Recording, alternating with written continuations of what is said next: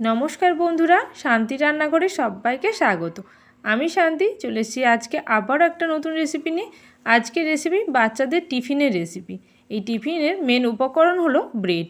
Bread দিয়ে বানানো এই টিফিনটি বাচ্চারা খুব সহজে এবং খুব মজা করেই কিন্তু টিফিন বক্সটা শেষ করেই আসবে। টিফিন বক্সে থাকা খাবার অনেক সময় আমরা দেখি বাচ্চারা শেষ করে না, তো আজকে যেটা বানাবো সেটা অবশ্যই শেষ করে আসবে। তো চলো দেখে নিই এই ব্রেকফাস্টের জন্য কী কী লাগছে। ফার্স্টে আমি নিয়ে নিচ্ছি দেখুন এখানে ক্যাবেজ, তারপরে নিয়ে নিচ্ছি দেখো পেঁয়াজের কুচি, নিয়ে নিচ্ছি টমেটো সস, এখানে নিয়ে নিচ্ছি দেখো 1 টেবিল স্পুন মতন সয়া সস, গাজরের কুচি আমি একদম সরু সরু করে স্লাইস করে রেখেছি, দেখো এইভাবেই কিন্তু আমি একদম সরু সরু করে কেটে রেখেছি। সঙ্গে নিয়েছি ক্যাপসিকাম, এইগুলো নিয়েছি। আর বাকি লাগবে আমার ব্রেড এখানে আমি দেখো 5টা সাইজ নিয়েছি। আপনারা যতটা পরিমাণে বাচ্চাদের প্রয়োজন মতো কিন্তু বেশিও নিতে পারেন। এরপর নিয়ে নিয়েছি বাটার, আর নিয়ে নিয়েছি এখানে কাসুরি মেথি সামান্য, এখানে নিয়েছি রসুন ক্রাশ করা। তো এরপরে আমি প্রথমে যেটা করব সেটা হচ্ছে এখানে আমি একটা প্যানের মধ্যে একদম শুকনো প্যানের মধ্যে কিন্তু আমি ব্রেডগুলোকে সেঁকে নেব কিছুক্ষণের জন্য। এপিট ওপিট করে সেঁকে নেব শুকনো খোলা। এখানে কিন্তু আমি কোনো রকম তেল বা বাটার এখানে ইউজ করব না এই সময়। দেখো একটা পিঠ হয়ে গেছে, এখন আমি আবার একটা পিঠ উল্টে দিচ্ছি। এইভাবে কিন্তু একটু সেঁকে নিলে জিনিসটা একটু ক্রিস্পি হবে এবং বাচ্চাদের জন্য স্বাস্থ্যের জন্য খুবই ভালো হবে। এই টিফিনটা স্বাস্থ্যকরও এবং যেহেতু অনেকগুলো সবজি আছে সেই জন্য বাচ্চাদের ব্রেকফাস্ট বা টিফিনের জন্য একদম নিশ্চিন্তে দিতে পারে। এরপর দেখো আমার এই ব্রেডগুলো, আগের ব্রেডগুলো কিন্তু শাঁকা হয়ে গেছে। এবার আমি সেকেন্ড ব্রেডগুলো যেগুলো ছিল, আমি টোটাল 5টা এখানে ব্রেড স্লাইস নিয়েছি, সেগুলোকেও এরকমভাবে একইভাবে কিন্তু সেঁকে নিচ্ছি। ব্রেডগুলো শাঁকা হয়ে গেলে আমি ব্রেডগুলোকে সাইডগুলো কিন্তু কেটে নেব এবং ব্রেডগুলোকে স্লাইস করে পিস পিস করে কেটে নেব, সেটাও আমি দেখিয়ে দেবো। এখন কিন্তু ব্রেডগুলোকে সেঁকে নিচ্ছি। এখন দেখো প্রায় আমার ব্রেডগুলো এখন সেঁকা হয়ে গেছে একটা পিঠ, আর একটা পিঠ উল্টে দিলেই কিন্তু সমস্ত ব্রেডগুলো আমার সেঁকা এখানে হয়ে যাবে। এখন আমার ব্রেড সেঁকা হয়ে গেছে প্রায়। তারপরে আমি দেখো ব্রেডগুলোকে এখন কাট করে দেখিয়ে দেবো কীভাবে পিস করতে হবে। তো এইভাবে কিন্তু আমি একটা ছুরি নিয়ে নিয়েছি। এরপরে ছুরির সাহায্যে সাইডগুলোকে একটু বের করে দেবো। যদি আপনাদের বাচ্চা সাইডটা খায় সেক্ষেত্রে দিতে পারেন। আমি একটু, আমার বাচ্চা সাইডের অংশগুলো খায় না, সেই জন্য আমি কিন্তু সাইডগুলোকে বের করে নিই। দেখো এইভাবে কিন্তু আমি সাইডের অংশগুলোকে কেটে নিচ্ছি সাইড থেকে একটা ছুরি দিয়ে।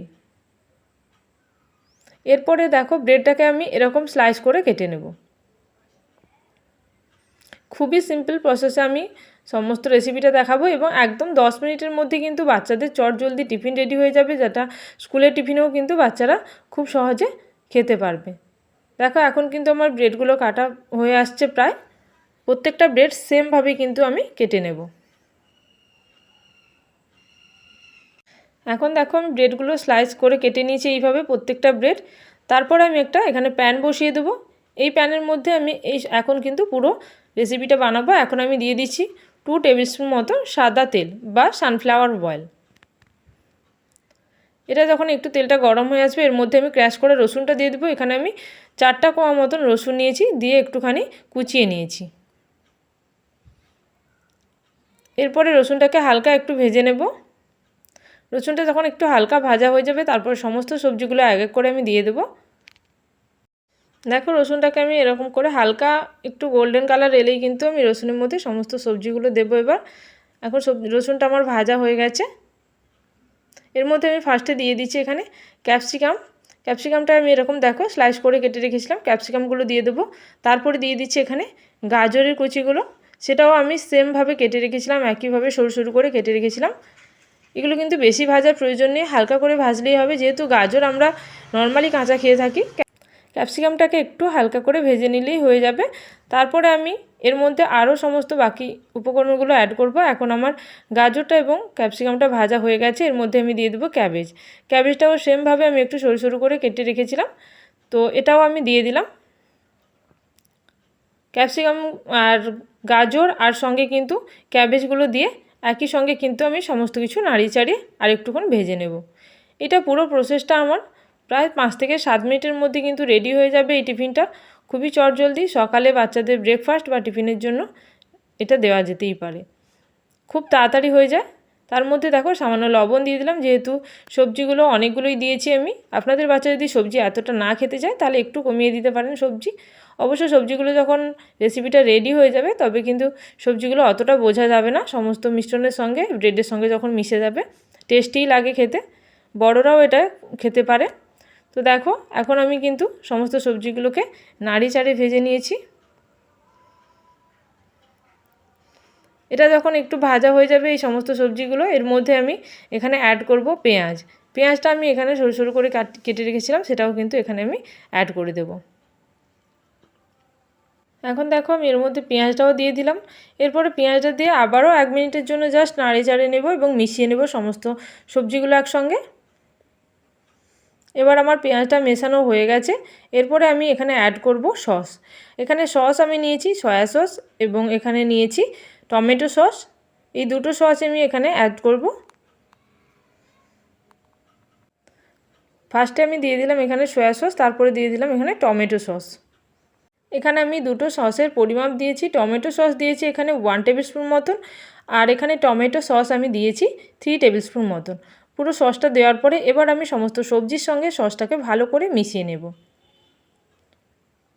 এইভাবে যখন সমস্ত সসের সঙ্গে সবজিগুলো ভালো করে মিশে যাবে তখনই কিন্তু আমি আমার বাকি উপকরণগুলো দেবো। যেমন মেন উপকরণ এখানে ব্রেড আমি দিয়ে দেবো। এখন দেখো আমার ভাজা কমপ্লিট হয়ে গেছে আর সমস্ত মিশ্রণটা একসঙ্গে কিন্তু মেশানো হয়ে গেছে। এখন আমি স্লাইস করে রাখা ব্রেডগুলো এর মধ্যে দিয়ে আবারও কিছুটা নাড়িয়ে চাড়িয়ে একসঙ্গে সমস্ত উপকরণগুলোকে মিশিয়ে নিচ্ছি। দেখো এইভাবে কিন্তু আমি ব্রেডের সঙ্গে সমস্ত সবজিগুলোকে মিশিয়ে নেব। তারপরে বাকি উপকরণগুলো দেব। এখানে আমার বাকি উপকরণ বলতে এখানে বাটার এবং কাসুরি মেথি আছে, সেটা একদম আমি শেষে দিয়ে তারপরে কিন্তু গ্যাস ওভেনটাকে অফ করে দেবো। দেখো এখন কিন্তু সবজিগুলোর সঙ্গে সমস্ত সস এবং ব্রেডটা একদম মিশে গেছে।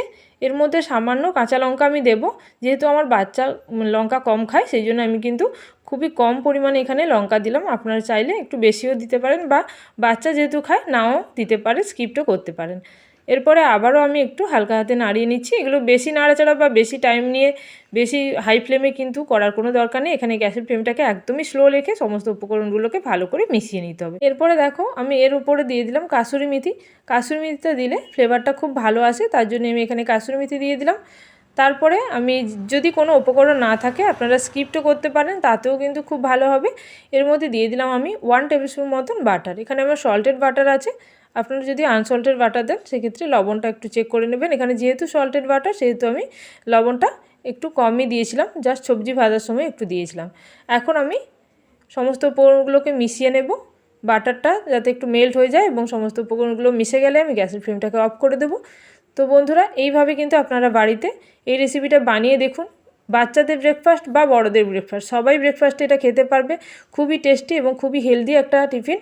তো বাচ্চাদের স্কুলের টিফিনে কিন্তু আপনারা এটা দিতে পারেন। আর হ্যাঁ, এখনও পর্যন্ত আমার চ্যানেলটাকে যারা সাবস্ক্রাইব করেনি অবশ্যই চ্যানেলটাকে সাবস্ক্রাইব করে নেবেন এবং পাশে থাকা বেল আইকনটাও ক্লিক করে দেবেন, যাতে আমার চ্যানেলে কোনো নতুন ভিডিও আসার সঙ্গে সঙ্গে আপনাদের কাছে সবার আগে নোটিফিকেশান পৌঁছে যায়। Thank you for watching my video.